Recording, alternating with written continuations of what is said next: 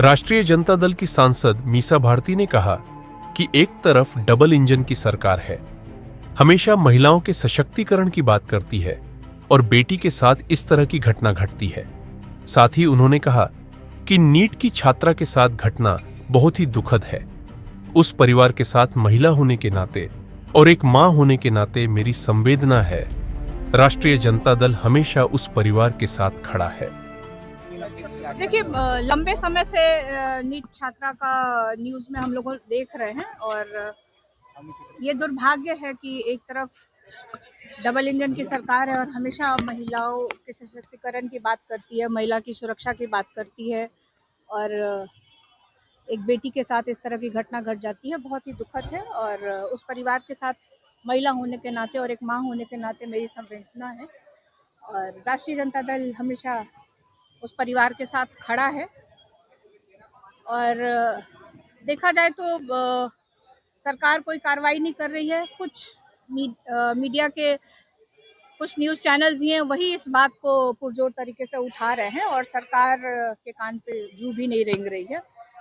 और अभी आप देखिए कि किस तरह से उसके परिवार के लोग कह रहे थे कि इसकी कार्रवाई होनी चाहिए। जो हॉस्पिटल में उसका इलाज हुआ, प्रॉपर तरीके से उसका इलाज नहीं हुआ और जो एक थाना अध्यक्ष थी, उनके खिलाफ भी परिवार का था कि प्रॉपर तरीके से उनका कंप्लेंट नहीं सुना गया या उसकी जांच नहीं की गई।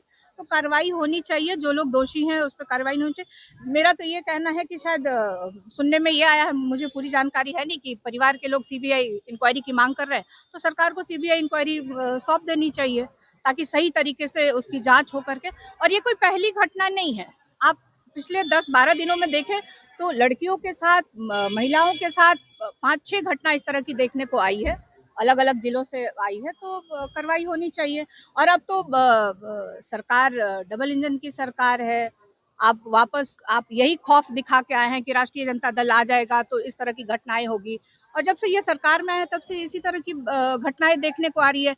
कहीं भी गोली मार दी जाती है किसी को, अपराध बढ़ा हुआ है, महिलाओं के साथ सबसे ज्यादा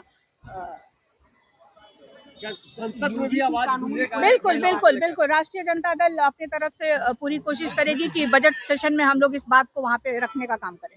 यूजीसी कानून को लेकर विरोध हो रहा है, ब्यूरोक्रेट जो है। देखिए, कल न्यूज़ चैनल्स में हम लोग कल से हम देख रहे हैं और इस पे पूरी जानकारी लेके हम आपके बीच अपनी बात को रखेंगे। माता पिता का डीएनए टेस्ट किया गया है, क्या लगता है कि लिपापोती की जा रही है? अब पीड़िता के माता पिता का डीएनए टेस्ट क्यों किया जा रहा है, ये मुझे समझ से परे है। जो कुछ लोगों का ये आरोप है कि उसके साथ छेड़छाड़ हुई है, उसके पोस्टमार्टम रिपोर्ट भी बदली गई है या छेड़छाड़ हुआ है, तो ये सब सरकार का है और लॉ एंड ऑर्डर का है। तो ये लोग देखें। ये लोग शकील अहमद खान ने आरोप लगाया और उन्होंने दावा किया है कि मुझे धमकी दी जा रही है। जब से मैंने राहुल गांधी को डरपोक नेता कहा है, मुझे धमकी दी जा रही है। कांग्रेस के नेता, तो कौन से शकील अहमद जो केंद्रीय मंत्री रहे हैं? अच्छा, तो उन्होंने राहुल जी पे कोई कमेंट किया है? डरपोक नेता उन्होंने कहा था। अब ये तो मोबाइल है और आजकल तो टेक्नोलॉजी का जमाना है, तुरंत सीडीआर निकल जाएगा कि धमकी देने वाला कौन है। वो भी बिहार में बैठे हैं, डबल इंजन की सरकार है, सुशासन की सरकार है, तो तुरंत पता चल जाएगा कि धमकी कौन दे रहा है। उसको पकड़िए और कार्रवाई करिए कि आखिर ऐसा क्यों धमकी दे रहा है वो कोई।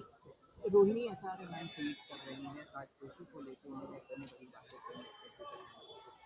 देखिए, अब वो ट्वीट कर रही हैं, क्यों कर रही हैं, क्या कर रही हैं, तो वही बताएंगी ना, तो वही बताएंगी। सही जवाब तो वही दे पाएंगे। Thank you.